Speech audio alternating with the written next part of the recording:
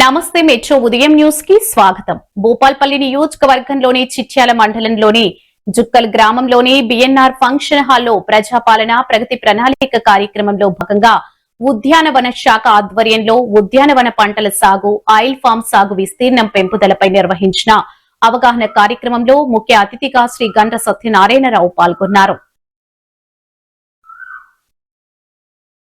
ఈ కార్యక్రమంలో జిల్లా వ్యవసాయ శాఖ అధికారి, ఉద్యానవన శాఖ అధికారి, చిట్యాల మార్కెట్ కమిటీ చైర్మన్ శ్రీమతి గుమ్మడి శ్రీదేవి, సంబంధిత శాఖ అధికారులు, ఎంఆర్ఓ, ఎంపీడీఓ, స్థానిక ప్రజాప్రతినిధులు, రైతులు, కాంగ్రెస్ పార్టీ నాయకులు పాల్గొన్నారు. 9 రోజుల ప్రణాళికలో భాగంగా ఈ రోజు నుంచి 5 రోజులు వ్యవసాయం మీద, రైతాంగం మీద రాష్ట్ర ప్రభుత్వం తీసుకున్నటువంటి విధానాలు, అదేవిధంగా రైతులు అవలంబిస్తున్నటువంటి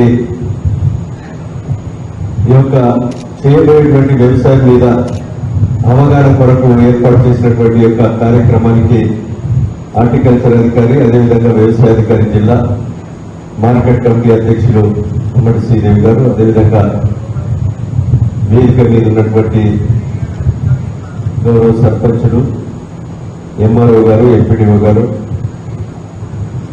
రైతు సోదరులు, పత్రికా మీడియా సోదరులందరికీ కూడా పేరు పేరున నమస్కారం.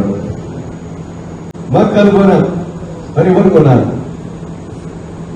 అప్పుడు దళారు నుంచి 1400, 1200, 1000 రూపాయల క్వింటాల్ దోచుకునే పరిస్థితి ఉన్నది.